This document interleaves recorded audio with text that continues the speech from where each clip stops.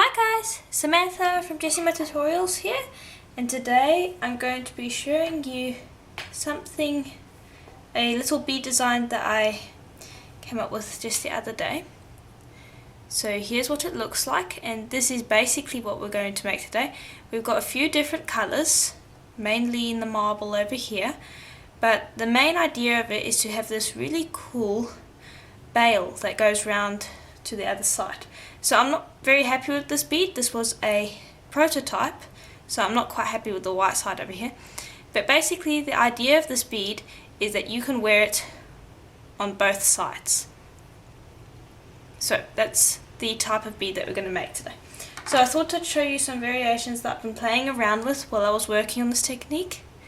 So here's another one where I extruded a few snakes and made a bail with them. So that's what it looks like.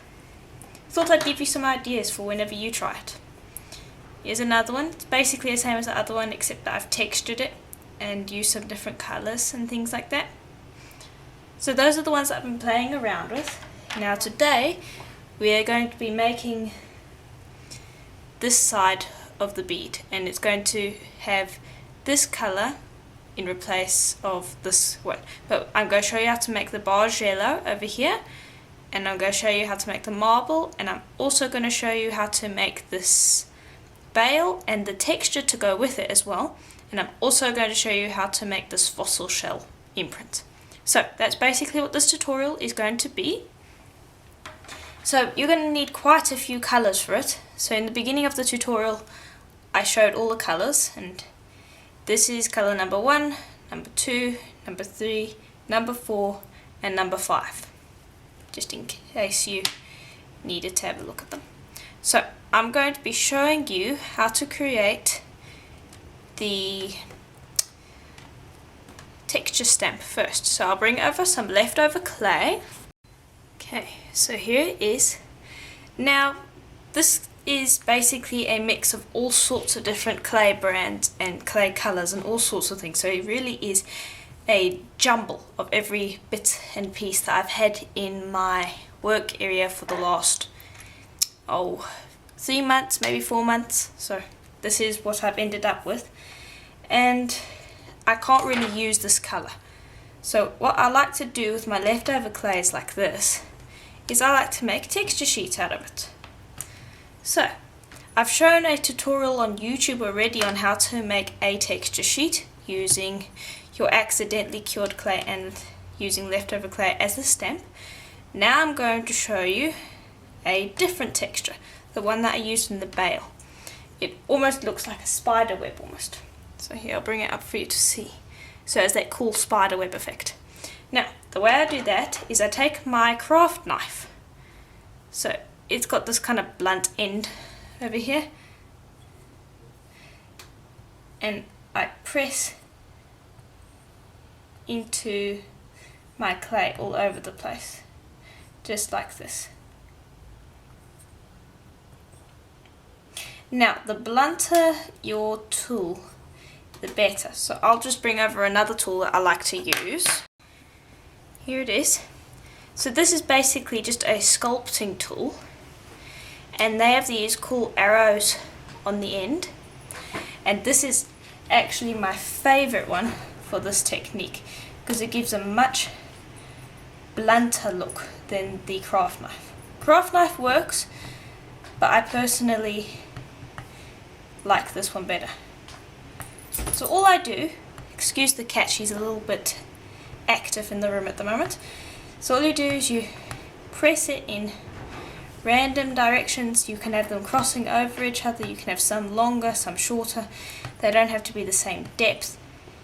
It really is a mess when it's imprinted this way, but if you were to bake it, which is what we're going to do, and then press the clay into it, you're going to find that it's an entirely different story once you've done that.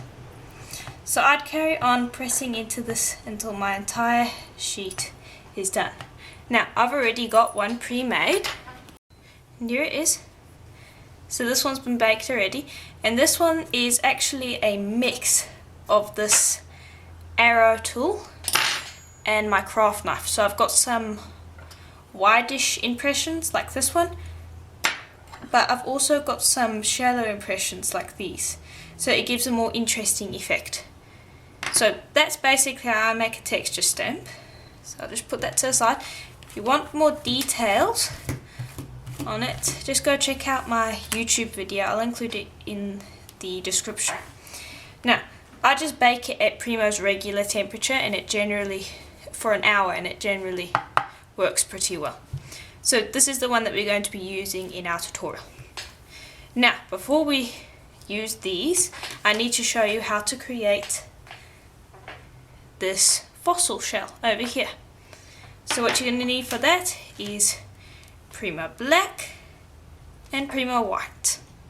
Now, just a note, this one is black and white, but the white is wrapped around the black, while on this side it's the opposite way around. The black is wrapped around the white.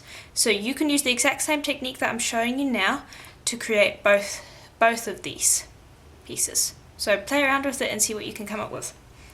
Now, what you're going to need is a piece of black. This was rolled on my thickest setting. You're going to need it 4 times the thickness of your thickest setting. So I like to just fold it over so that I have 4 layers. So fold it in half, then fold it in half again. Now, this doesn't have to be equal thickness all the way around. It really doesn't matter about that. If it's a little bit too thick for you, you can just squish it down a bit. But I generally find 4 times the thickest setting on your pasta machine works best. Okay, so I'm just going to roll this flat just a little bit. Okay, and this is what I'm going to be using. Then what you're going to need are some round cutters. Now, I got these off of happythings.eu, and if you want, I will include a link in the description below to where I bought them if you want them. But basically they're these cute little cutters that allow you to make relatively small circles. So these are the ones that I like to use. Now, when this happens, which is quite normal, I like to just take some sort of pokey thing, so a skewer will work as well, and I like to work it out of the cutter. There we are. Okay, and you don't have to keep it in the exact shape. The point of this technique is to be random. Now, if you're having trouble with that, you can spray the surface of your clay with some water, and that should help prevent it to a certain extent. And just want to be dotting these things all around your clay, and just take out each piece that you cut out. Now, it's also important to just keep these, because we're going to be wrapping the white around them. So I'd carry on cutting these out until I'm finished. Okay, so here's what it looks like. And don't worry if these circles aren't circular. What you need to do now is you want to take your larger ones that haven't been messed up too much by your cutters, and you want to use those to fill in these gaps. But with the smaller ones, generally they're going to get distorted while you're using them. So what I like to do is I like to bundle them up into a ball like this, and I like to bring over some more black. Generally you're going to need some more, and I'll just mix that together so that you have one ball, and then I like to roll it into a stout log, and we'll wrap the white around this in a second. Okay, so this really is about being random. Then I'll bring over my white, and I'm going to bring over my tissue blade, and I'll just trim up the edge, set this down over here, measure it up just like that, so that I can see what width of the white I'm going to need to wrap this log. Okay, and then I'll just start from one end and wrap all the way around. And often you are going to have excess like this, so you don't want to just wrap it around like that. You want to press it against this part over here. Just press it against it so that it makes a mark, then peel it back and you'll get this line over here, and that shows me where I need to cut, and then it will match up pretty well, and then you don't have any overlaps. Then you'll reduce this down. And actually, I'm going to get rid of those. It will just be easier to do it like this. Reduce this down until you feel that it will fit into a certain hole. So that should fit into one, the largest one. So I'll just trim off these excess pieces.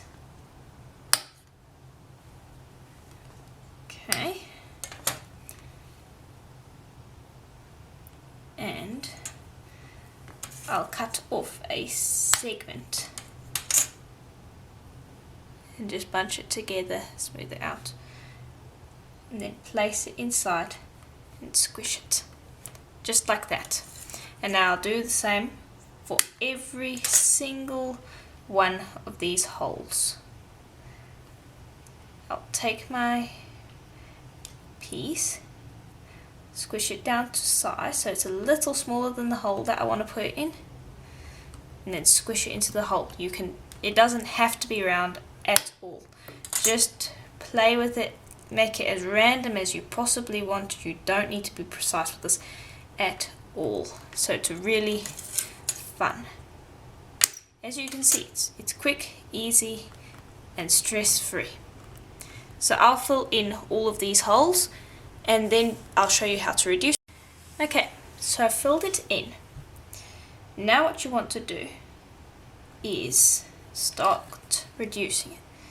So you'll press on one side of the cane, flip, press on the other side of the cane, flip, press on that side of the cane.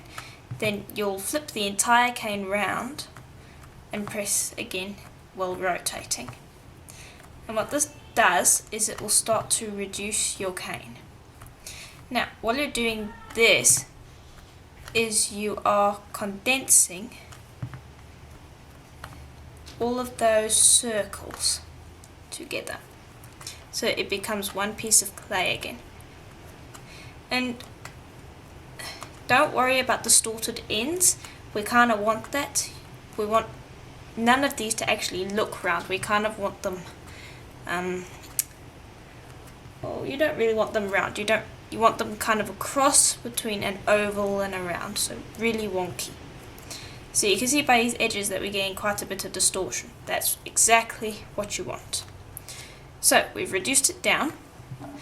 Take your roller, flatten out the ends as much as you can, and this is the piece that you're going to use. Now, this needs to rest because it's fairly warm, and so it's not going to cut very well like this. You should leave this to rest for half an hour or put it in the fridge for a few minutes. Or freezer, that would work even better. Now what we're going to do is the marble.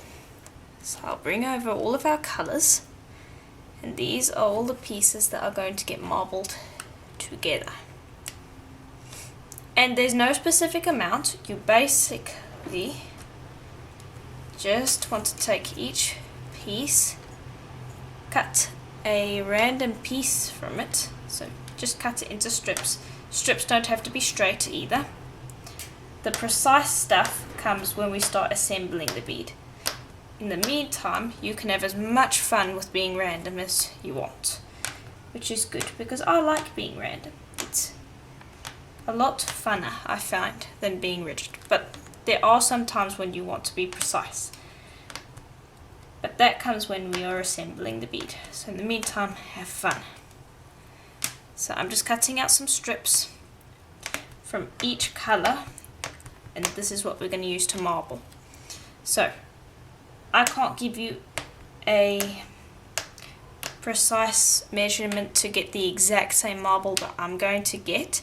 I'm just going to give you the colours, cut out strips and mix it all together. That's basically what you need to do. And your marble's going to come out different every single time. Okay, so this one we're actually going to use for the border, or the bail.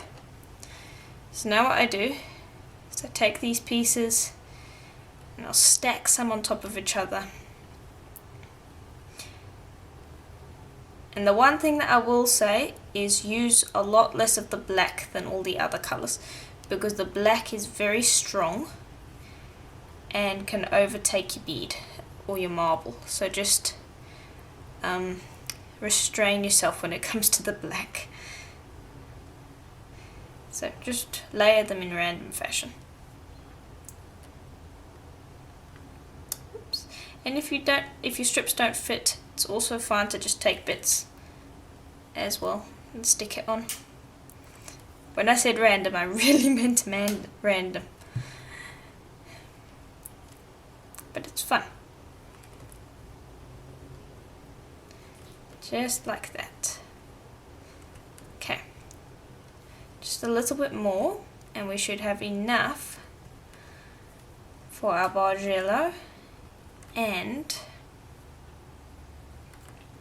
our marbled piece. So I like putting all these strips together, and that should be enough.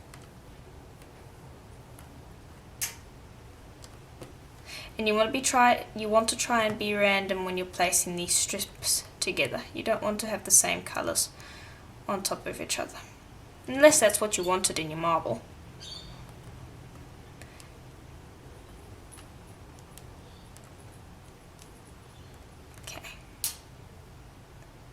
And one more black. Okay.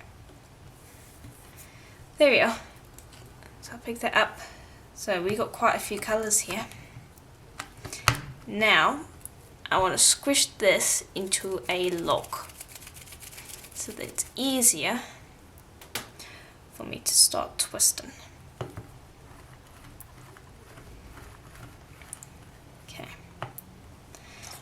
And I'm going to just twist up these colours and then we're going to cut this in half, and I'll show you why. You'll get a better marble like it. Oops. It can be a little hard. Okay. So we have a much more interesting pattern like that. So what I like to do is cut it in half and then squish it on top of each other so it looks like that. And then roll it and start twisting. And we want these stripes to be very small, so we're going to be rolling and twisting quite a bit.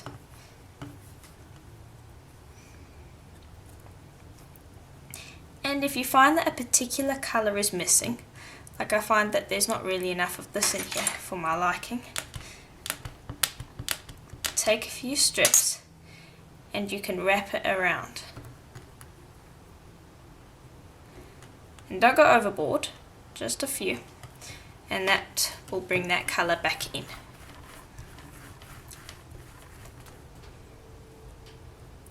And you'll just continue to twist, roll and twist.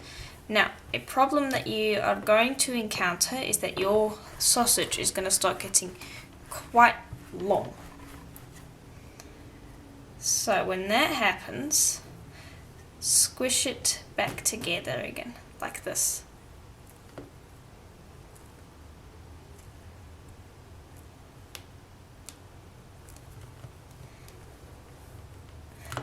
And you'll get this kind of very messy cigar look. And then you'll just take that, roll it back into a round, and squish. And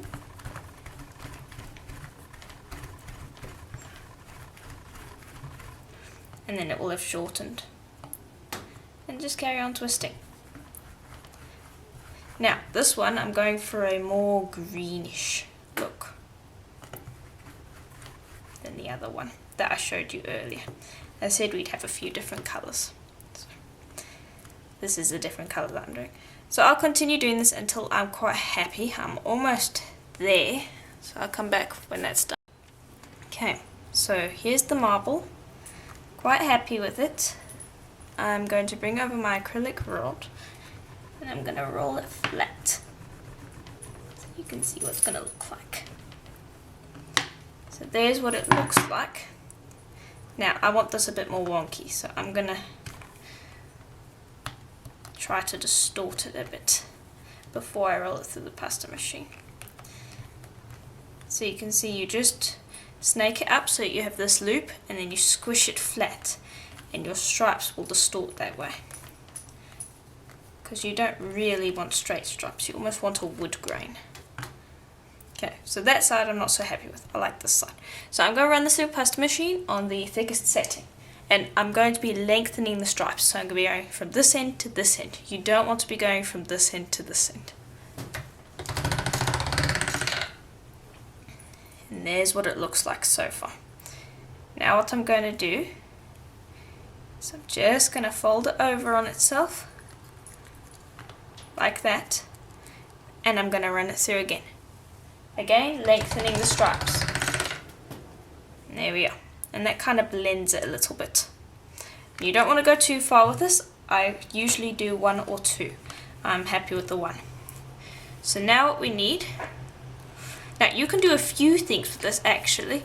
You can carry on blending it so you get more of a blend. You could also use your skewer to run down the edges to get almost like a tiger eye effect if you wanted to. But I'm quite happy with it like this. So, now we are ready to do a bargello with this. So, I'm going to be using a square cutter, so I'm just going to check that I have enough for my marble. Over here. And I do. So this is the bit that I'm going to use for the marble. And this is the bit that I'm going to use for the bargello. So, I've shown a video on a bargello already. And basically what I do is you just have to cut out strips of your sheet, just like this, and I'm going for a random look this time round. So I just do it like that, and I'll peel it off, and this works best when you have a lot of stripes, and this is why I like doing it with my marble. And now what you'll do is you take each strip, and instead of lying it back down so that it comes together looking like this, you want to kind of offset it. So this one I'll be going a little further down, like that. Now I'm not going to explain this in great depth, as I said already, I do have a tutorial on it already, so I'll include that in the links below if you guys want to check it out. But that's basically what I'm doing here. I'm just step laddering it. And this is a great effect for skinner blends as well. And if you didn't want this straight look, you could also use a ripple blade and you would come out with a different look. So I'd carry on doing this until I'm finished step laddering it.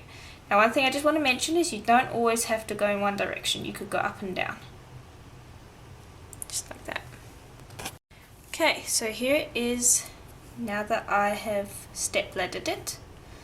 Now all you need to do is flatten it out. So I'll bring over my acrylic roller, and I like to roll in the direction of the strips, so I like to lengthen out the strips instead of widen them, and that's just a personal preference for me, but I find that it looks better when I do that.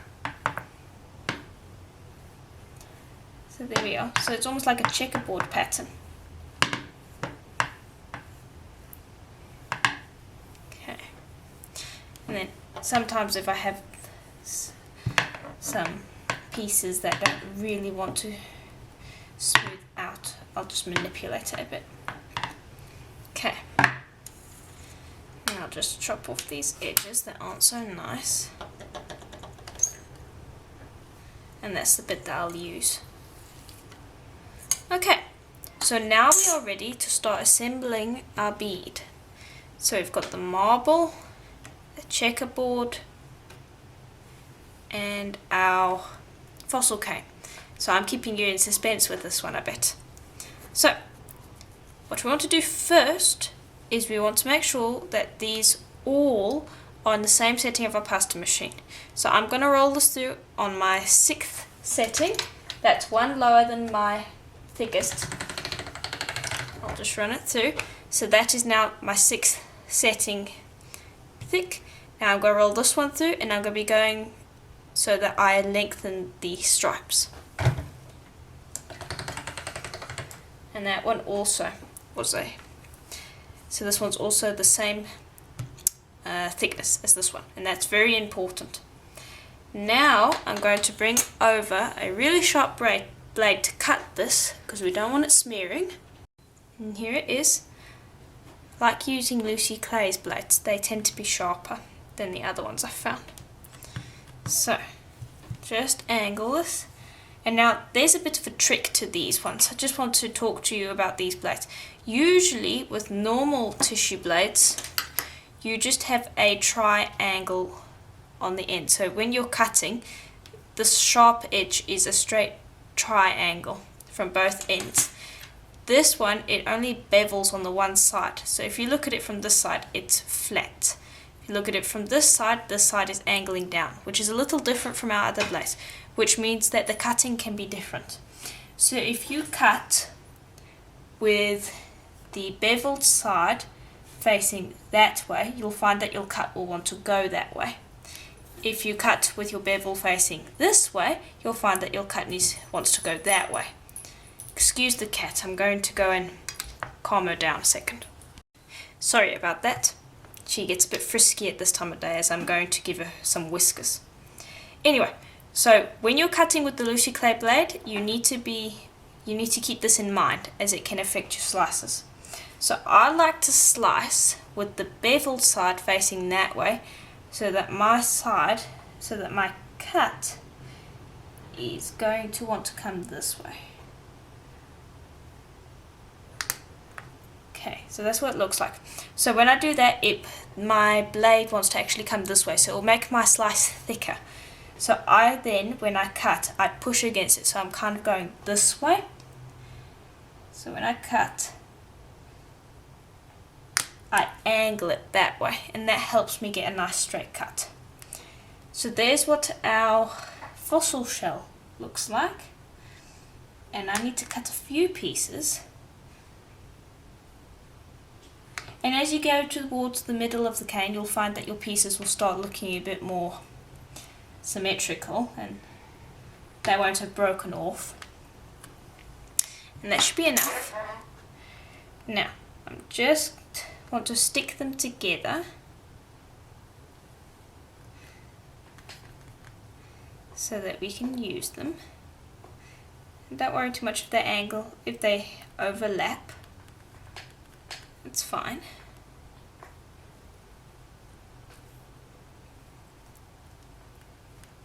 Okay, and you can manipulate the clay. The clay will allow you to squish it in certain directions. Now, that's what it's going to look like. So I'm going to flatten this out. And now I'm thinking that this is going to be a little thinner than my 6th setting. So we might need to take these ones down a few settings so that it's the same thickness as these ones. Okay, so I just flatten it out with my roller. Then I bring over my tissue blade and I lift it up, and now I'm going to bring this over to my pasta machine and see how far I need to go before it flattens out. So yeah, it's definitely nowhere near my 6th setting. So I go down to my 4th. No, I'm going to go down to my 5th. Roll through, and there we are. We're making a little bit of a difference, but I need to go down to my number 4 and roll it through. And there we are. That's looking a bit better, don't you think? So I rolled it through from this end to this end. Now I'm going from this end to this end so that I don't get distortion. And I'm going down to my number 3. Okay, so that's much, much, much better. Okay, so I got a little bit of pasta machine poop from my pasta machine. So I'm just going to slice that off to clean it up.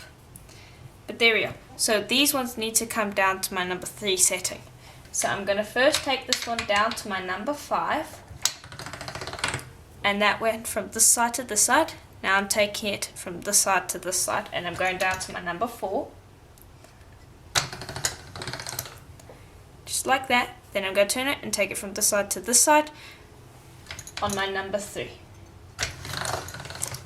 Okay, and that's what it looks like. And now with this one, what I'm going to do is I'm only going to roll it from this side to this side, because I want these stripes always lengthening and not widening.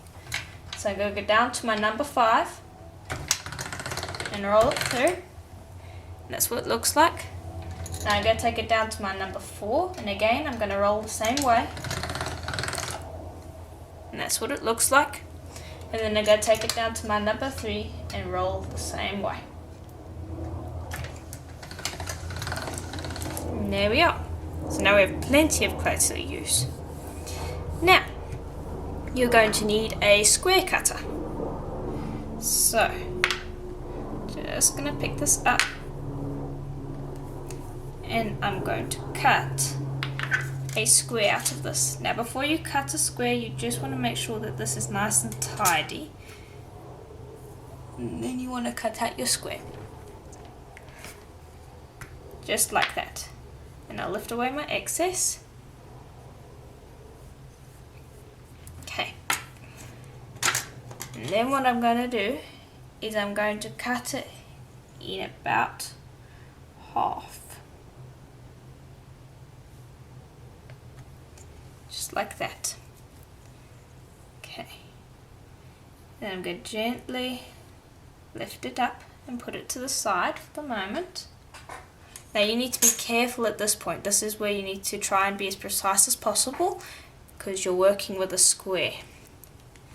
Then I'm going to take this one and I'm going to choose an area that I like.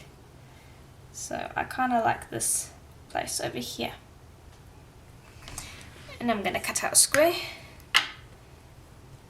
lift away the excess, and again cut it in half.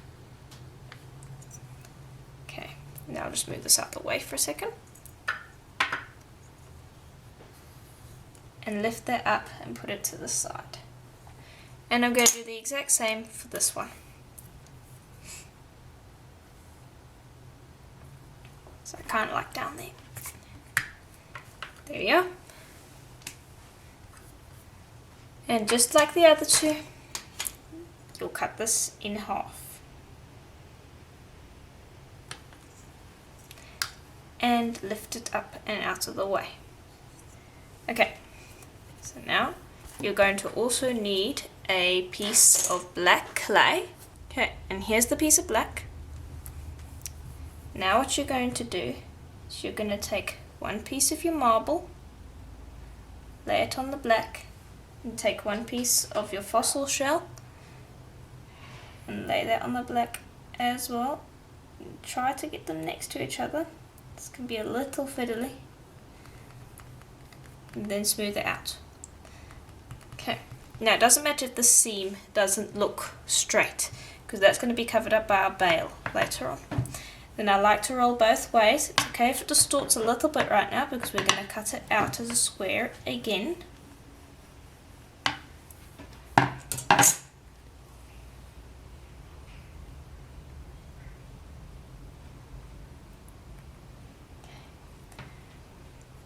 Just like that.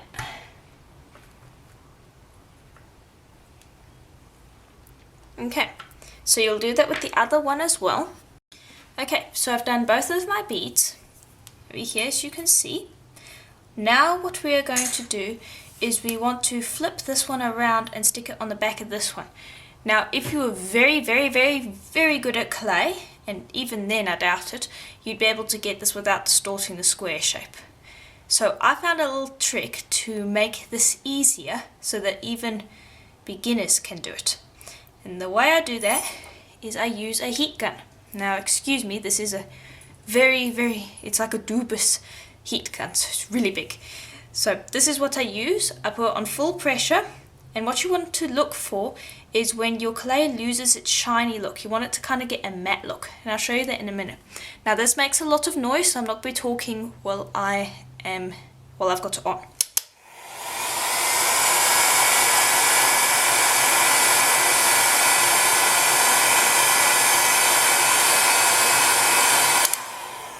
There, so I hope you can see there that it's kind of lost its shiny look from that one, and also it's a lot easier to see if you are not looking on it on a camera, so in real life in front of you it will look easier.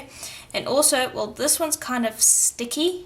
You can feel that this one is smooth and easy to use, or easy to brush your finger across, and you're looking for that.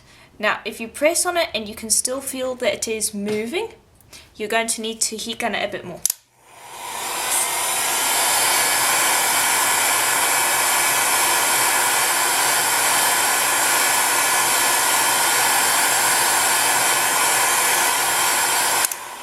Now, an important thing to do is just to make sure that you don't go too far, because the advantage of a heat gun is that it's only baking the top of your clay, and we want the back to still be a little bit sticky. Now, another thing that I forgot to mention a little while ago is when you are heat gunning over this, you want to be waving your heat gun back and forth. You don't want to be holding it one area, then moving to the next area and hold it. You want to be waving back and forth over it, and this kind of spreads the heat so it doesn't get too hot on any one area of the clay. If you're going to hold it in one area like that, you're going to find that your clay is going to bubble and it's going to burn. So you really need to make sure that you're waving it and not holding your heat gun in one place. So I'm going to show you what this one looks like again, so keep a close eye on it and see if you can tell when the top is cured.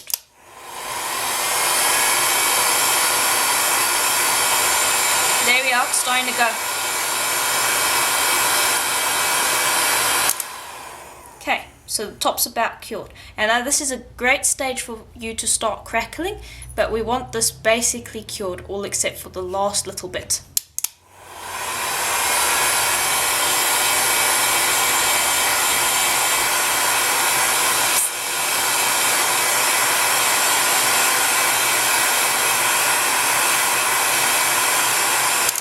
Okay, now I'm doing this on a ceramic tile. So it's heat safe, so you just want to make sure before you use a heat gun that you are working on a surface that is heat safe. Now, these are still quite warm. Before you slide them up off of the tile, you want to make sure that your clay has cooled down quite a bit. Because if you were to try and slide it off your tile with your tissue blade right now, you'd either find that it would crack, or you would find that the bottom would distort, because the bottom, because it's kind of warm right now, is super squishy. So you need to wait for this to cool down, and then you can slide it off your tile. Now, while we're waiting for these to cool, I just want to mention that in the case of you not having a heat gun, or in case you heat gunned it a little bit too much and your backs weren't sticky, you can always take a really thin sheet of black clay, on the thinnest setting you can get it, and you'll bake these first. So you bake them for half an hour each so that they're cured. Then you take each piece and you put a sheet of black on the one side, and then you take the other side and you sandwich them together, and the black will keep them together. Now this I found is easier than doing that, but if you overcured your beads, which I find happens quite regularly, it's a bit of a sweet spot that's hard to get, or if you don't have a heat gun, that's the next best thing to do. I would never ever try to sandwich these together when they are raw. You'll end up distorting them and causing a mess.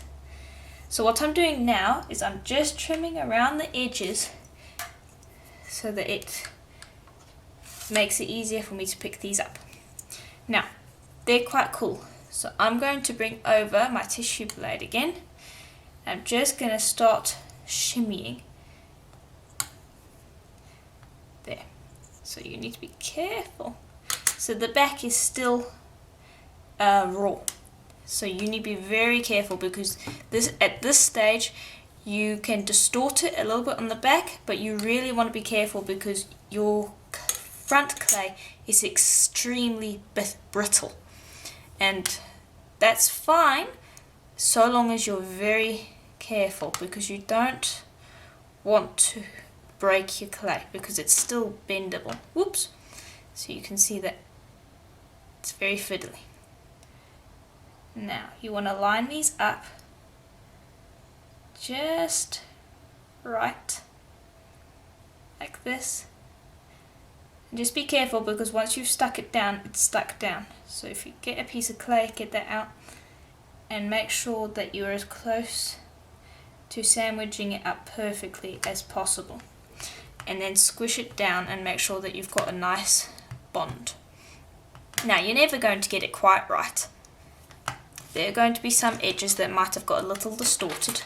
So what I like to do is I just like to take my blade and just trim off those edges, because you're going to get some lips, but for the most part you shouldn't really. And then I flip it and do the same on the other side. And this will just trim it up nicely. Now, if I were to show you the edges right now, you'd see it, they're not pretty whatsoever. You've got kind of jagged edges, and to leave it like that isn't going to really go down well. So what we're going to do once we have baked this is we are going to smear clay along the edges. And I've shown this tip on one of my YouTube videos already.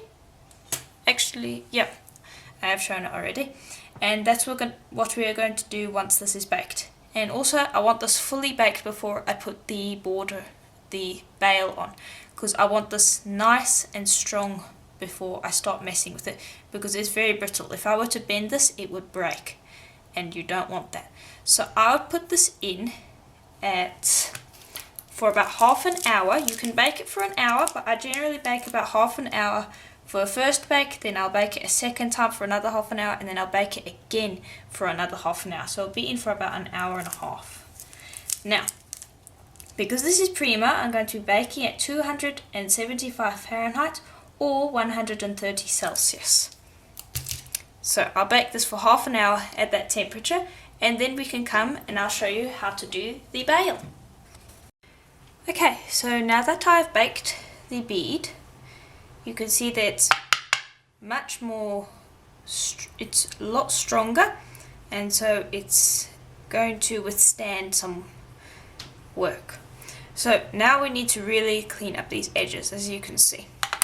Now we're going to do this before we put the bail on. We also need to sand both sides before we put the bail on, because it will just make life easier and you'll get a better sand.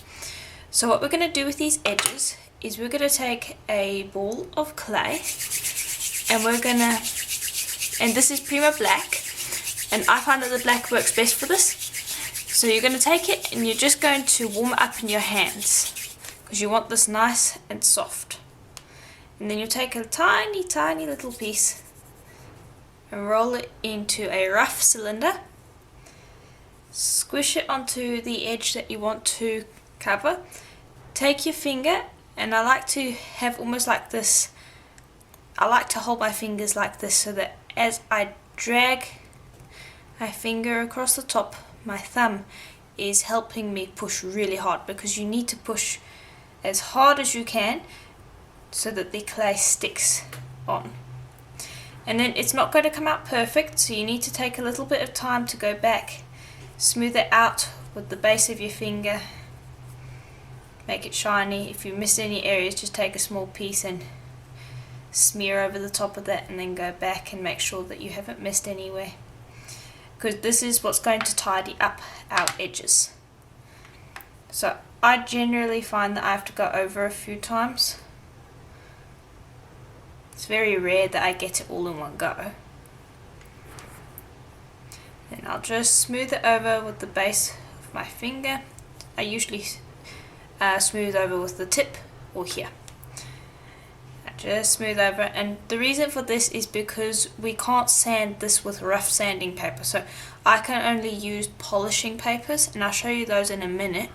But wet dry sandpaper is probably going to take this off, because we have a really thin layer. So if I put it flat now, you can't really see that, so it's not a border, it's just enough to cover up any holes and to give us a much neater look. So you can't really be going and sanding out fingerprints and all sorts of things like you would on the front or back of your bead. So you want to make sure that you've smoothed these out nicely before you put them in the oven.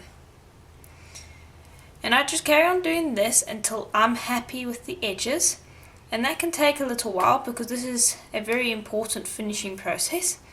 And then when I'm done, I will put it in at the recommended temperature for my brand, which is Primo. So I put it in at, give me a second, I put it in at 275 Fahrenheit or 130 Celsius. But if you're using a different brand, use the instructions on the packet, as each brand has a different baking time and a different baking temperature. I generally like to bake mine for about an hour to an hour and a half with half an hour stages. So this will be the next half an hour stage. So once I'm finished covering each of these sides, I'll bake this for half an hour. And then I'll come and show you how I like to sand my bead, and then I can show you how to put on the bail. Okay, so just brought this out the oven, and you can see the sides are pretty nice, but they're not shiny, so they need to be sanded as well. Now, I was talking earlier about using polishing papers, and these are my sanding material of choice. I find that the wet dry sandpapers, they work really well, but I find that they take off a bit too much material for my liking, so I only like to use them if I have fingerprint problems in my bead.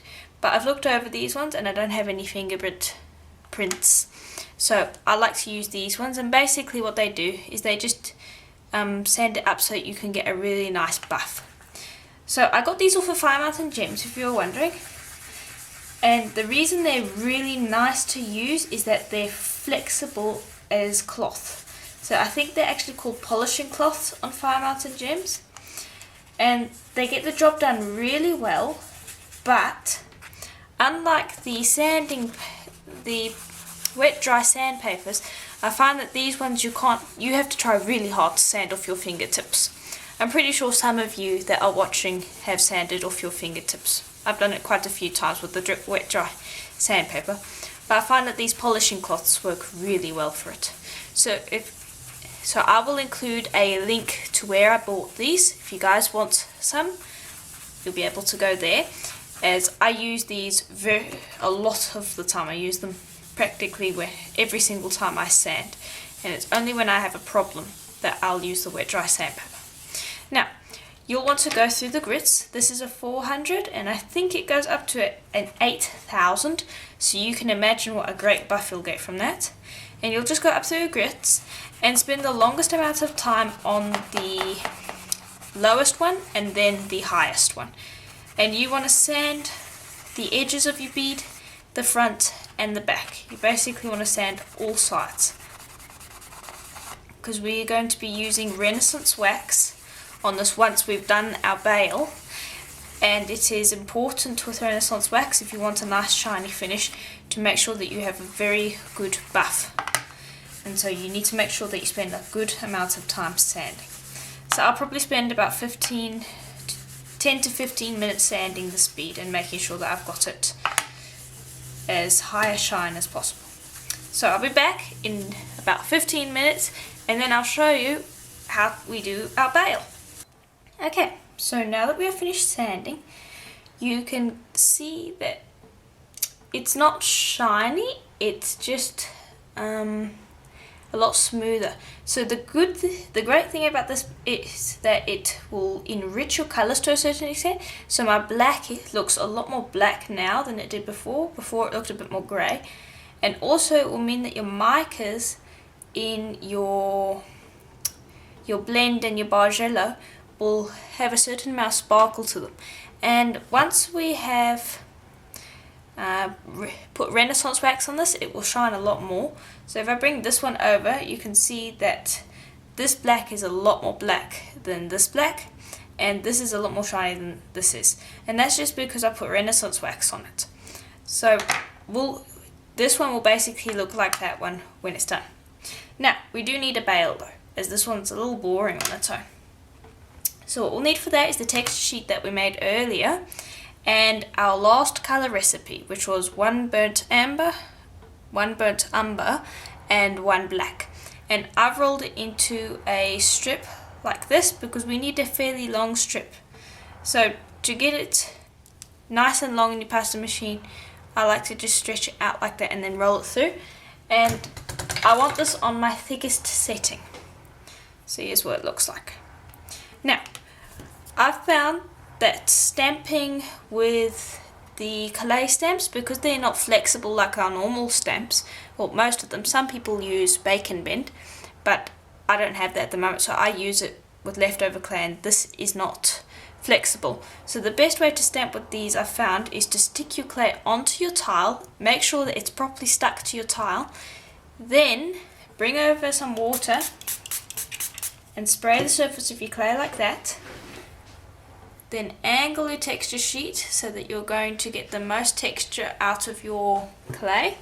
Stand up and then start pressing it into the clay.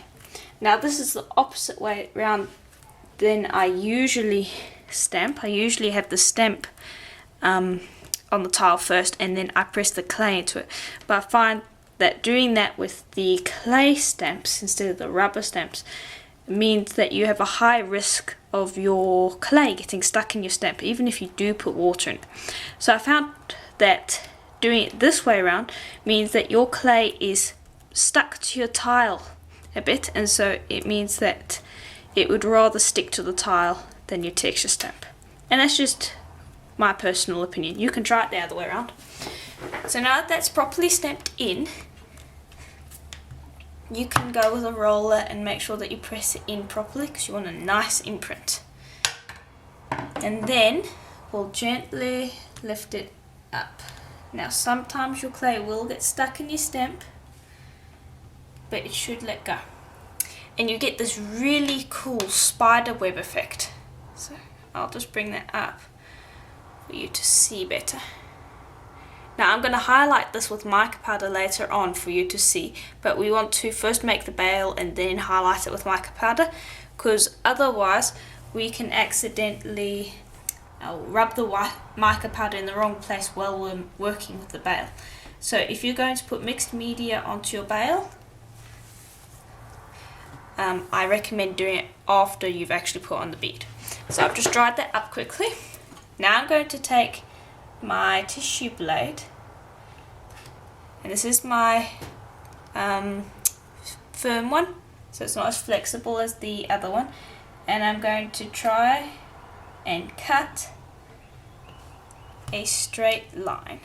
There we go. You can use a ruler as well, but I find that doing it by eye works pretty well.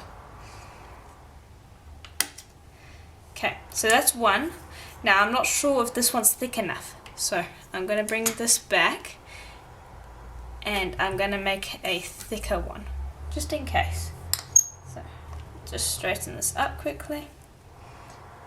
Then excuse me if my head accidentally gets in the shot. There we go.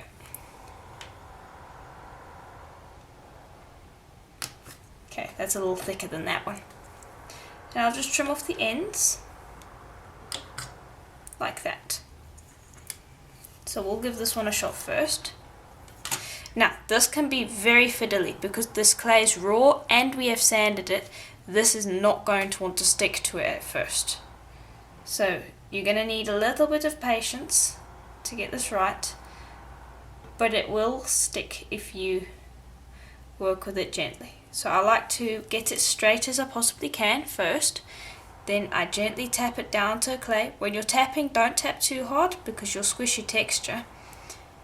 Then I like to flip it, rest it on my tile, careful not to press on it because you can accidentally mess up your texture. Then fold it over a little bit over the bead because that's our bail. And then bring it down flat. And then I'll have a look at it and see if I need to rearrange that because it's not quite in the middle. So it's going to, you need to spend a little bit of time messing with it, making sure that you've got it completely straight. And this isn't my strong point, so for all of you that struggle with it out there, yes, it is intimidating, but with practice you can get it right. So don't feel intimidated by it. This is something that I've been intimidated by for a long time, but I've been practicing a lot lately and I feel like I'm getting much better at it, and I never knew that I'd be able to do it. So if you do feel intimidated by it, give it a shot and practice. I've had to practice this quite a few times before I got it right, but you know, it looks really nice. It's a different style. So that's basically what it's going to look like, and I'll just show it to you like that so you can see that that's where our Kumihimo is going to go through later on. Trying to get a good angle. There. So just make sure that that's big enough. I'm going for a fairly small strand of Kumihimo. Okay.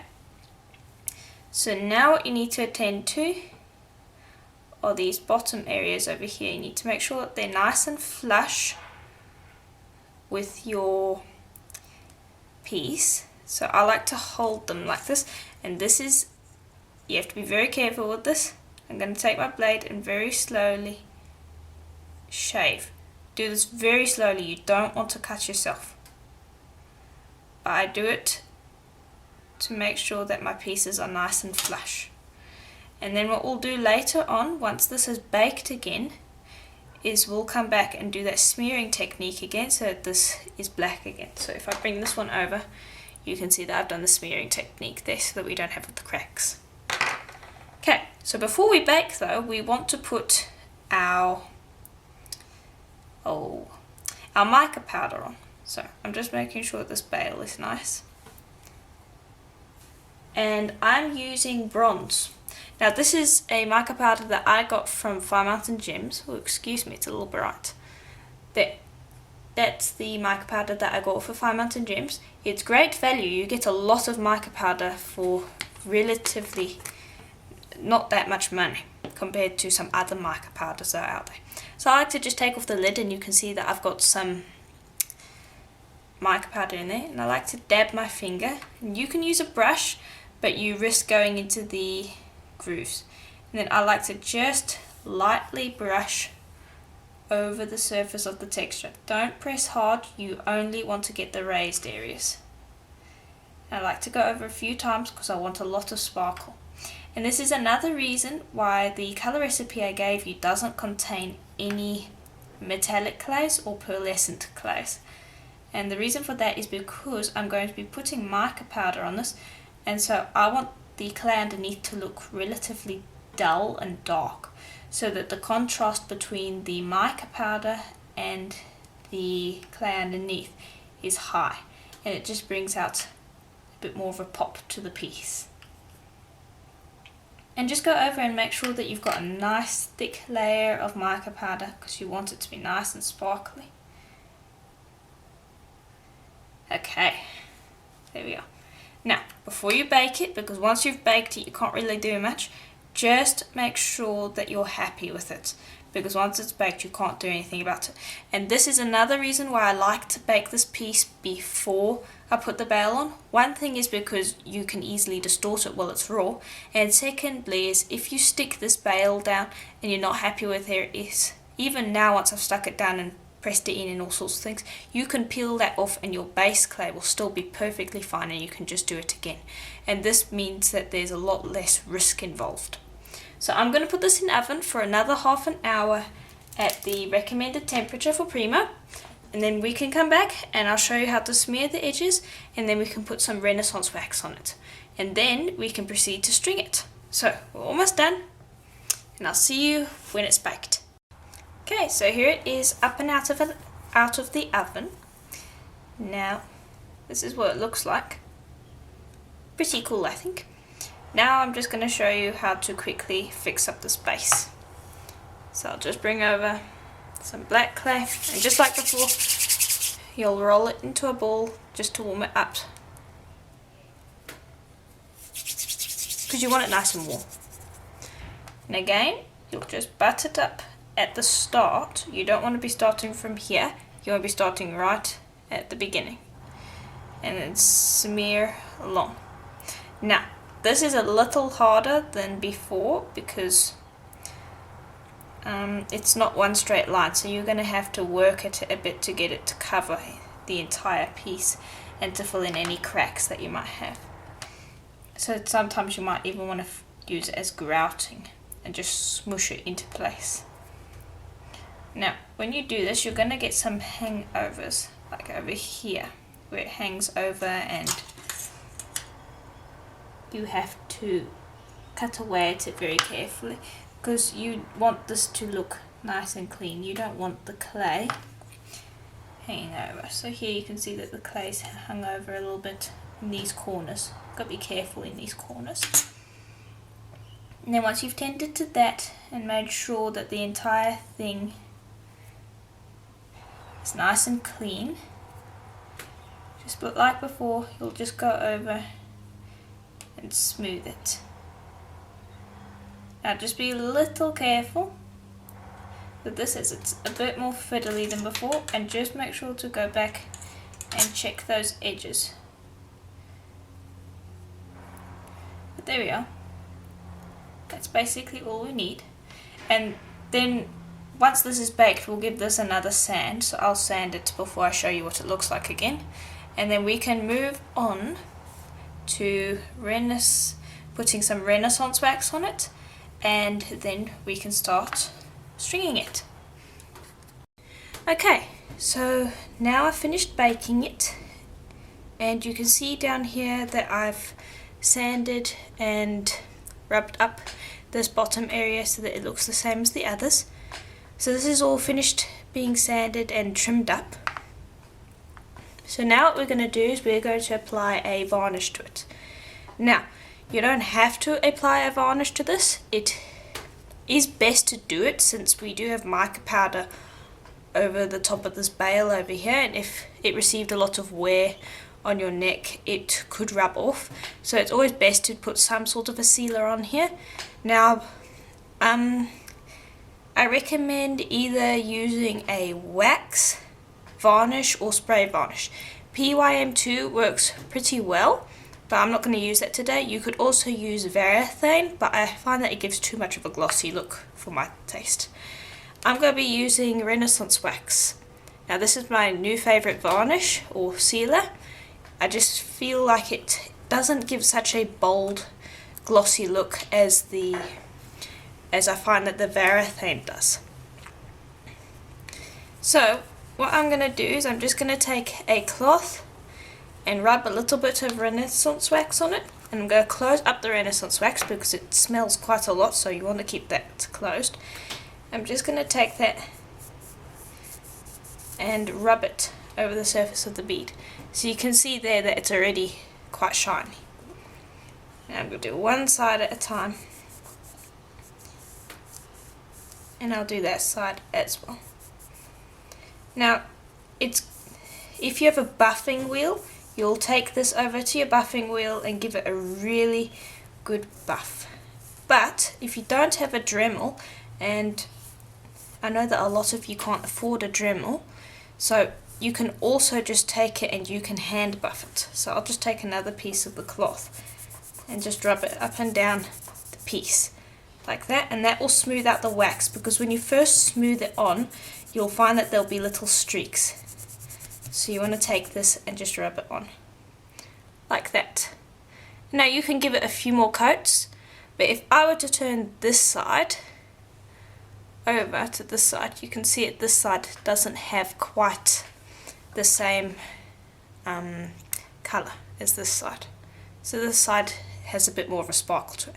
I like to give it about 2 coats, and you want to cover up the bale and both of these sides and the bale down here, and you also want to give the sides a good buff on the, you want to give the sides a bit of wax as well, so the entire bead is covered in the wax.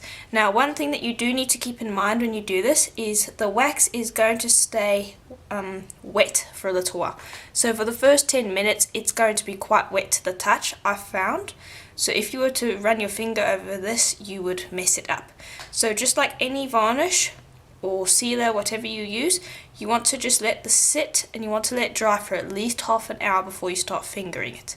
And you want to let it dry for at least an hour before you actually start wearing it as jewellery. So I'd leave this for about half an hour on this side, let it dry, then I'd turn it over, do the other side, let that dry for half an hour so that I can touch it. Then I'd start doing the top of the bail over here and start doing the sides. You just want to keep in mind that you don't want to be touching the part of the bead that has wet wax on it. So that's just something to keep in mind when you are using a wax. So next time we'll come back, I'll show you how to string it on Kumihimo. So now we are ready to do our Kumihimo. So I've chosen Bugtail, and these are the 4 colours that I have chosen, and I'll include links to them so that you can get the exact ones that I've got here. This one's called Antique Gold, Brown, Black and Ivory, I think. I'm not sure exactly what colours they are, so I'll just include links to them to make sure that you get the exact colours. But I thought those would be nice for the bead. Now, for the Kumihimo that we are doing today, you need to figure out first how long your necklace is going to be. I want mine to be about 16 inches long, and so you need to multiply that by 3. So each of our strands that we're going to cut needs to be 48 inches long. Now, you need 8 strands for this Kumihimo, but since I have only 4 colours, what I'm going to do is I'm going to cut 4 strands at 96 inches long and then fold them in half so that we have duplicate colours. So I'll just bring that over to show you, so you can see that we have each colour twice. And so basically what I did is I cut 4 strands, each at 96 inches long, and then I took those and I folded them in half, and then I tied a basic overhand knot so that the knot fell right in the middle. So each of these strands are of equal length. If I bring those along. Here we are. And then what you do is you position that knot that you made in the middle of your Kumihimo disc, and you'll take each of your strands and you'll just pop them onto your disc. So you'll want them positioned so that you have 2 strands between your north, 2 strands between your east, 2 strands between your south, and 2 strands between your west, like that. And so you can see that I have a gold on this side, a gold on that side, a black on that side, and a black on that side. So I'll just show you how I attach them. So they just fold in pretty easily. There we are. See what it looks like. Now what you do is you take your knot, and this can be a little difficult because, well, it's a little heavy with all of these strands.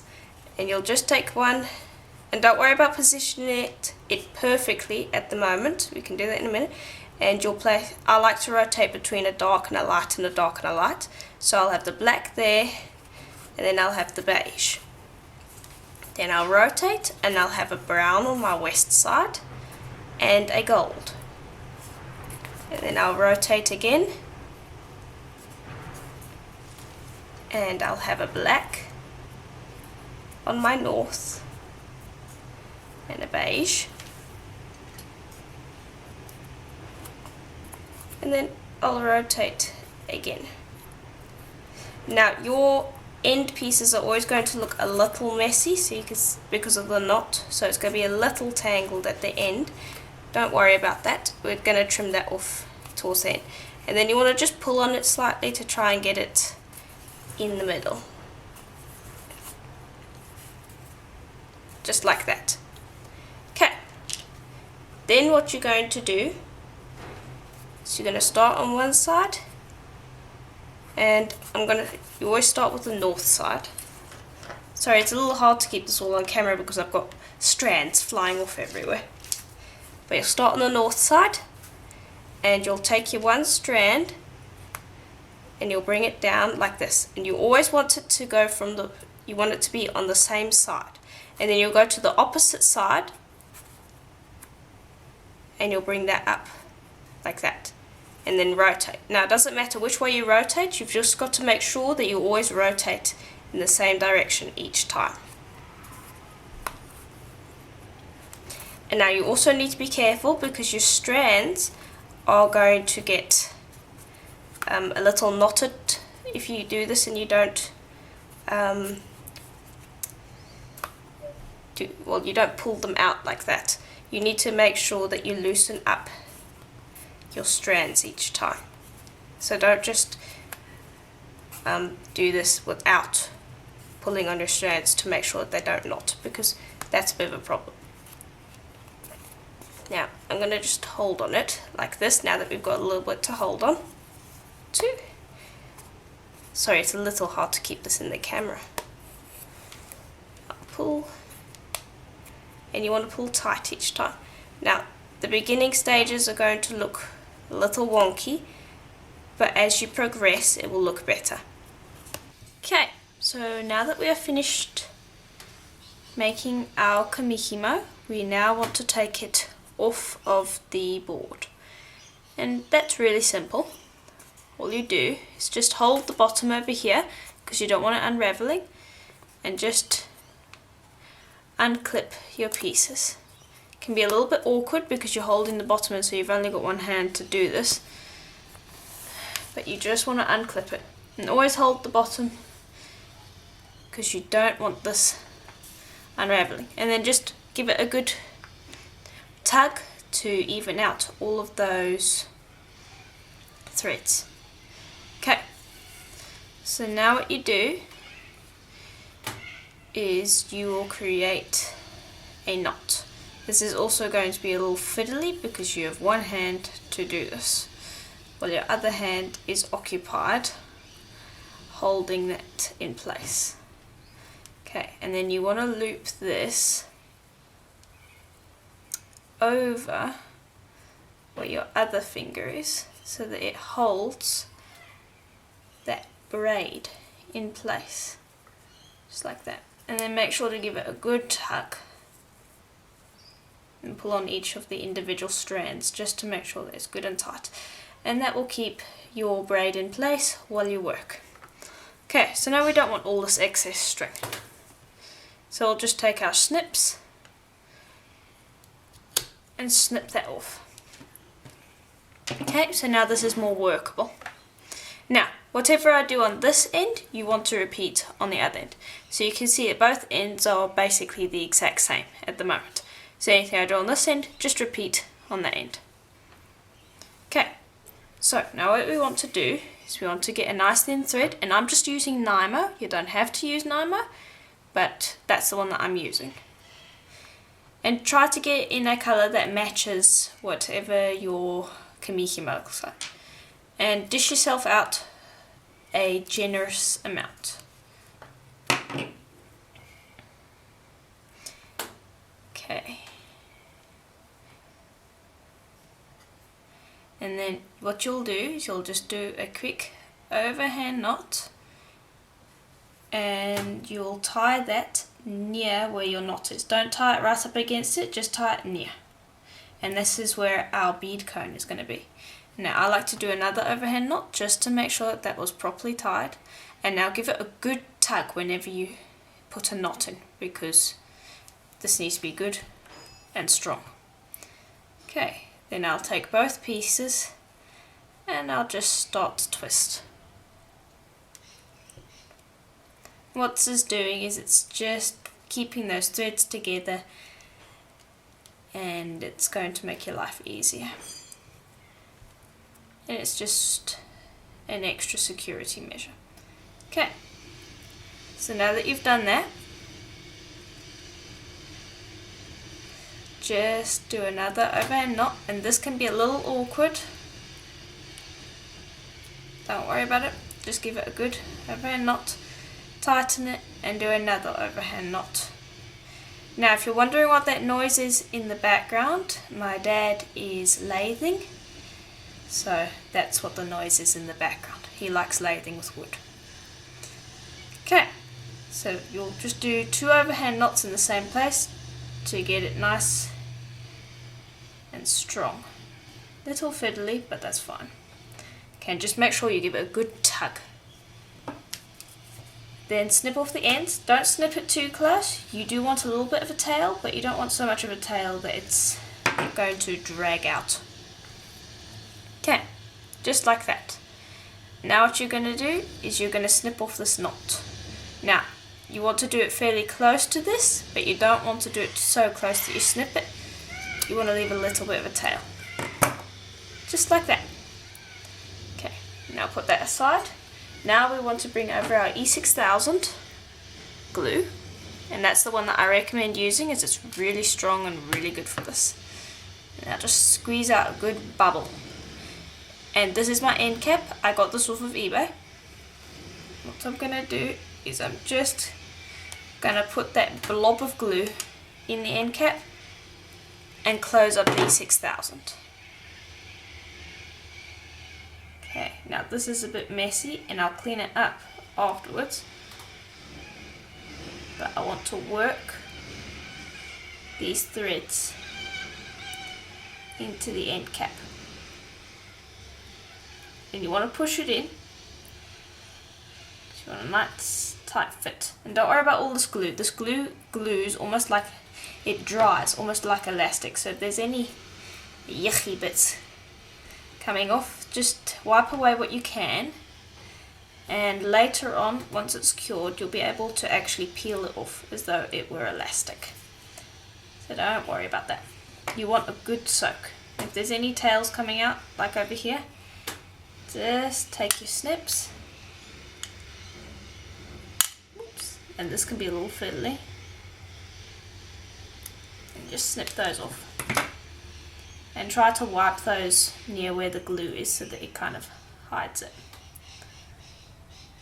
Okay, and then I like to twist it on a bit. Okay, and then you'll leave this to cure for, a little while. Maybe about half an hour. Doesn't take too long to cure. Okay, so now I do the exact same on the other end, but what I do is over here where we tied that string around after, and then you chop off the knot, but before you put the glue and the end cap on, you want to slide your bead on and then you put the end cap on. So I'll just show you that once I've got the tying done. Okay, so I've finished wrapping these ones around. So now we are ready to string our bead on. Just as soon as I've trimmed this up quickly and snip this off too. Just like that. Okay. I always hate this bit, it's so delicate.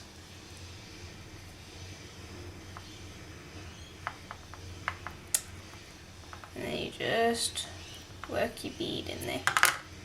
Having a little bit of trouble.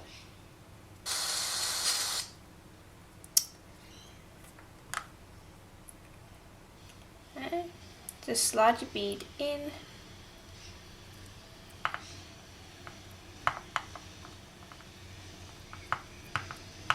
It's just because that knot that I made over there. There we are. It's just because this is fairly thick, so my bead didn't like it. But there we are. Okay, so now that it's on, you would just finish off the exact same way that I showed you before.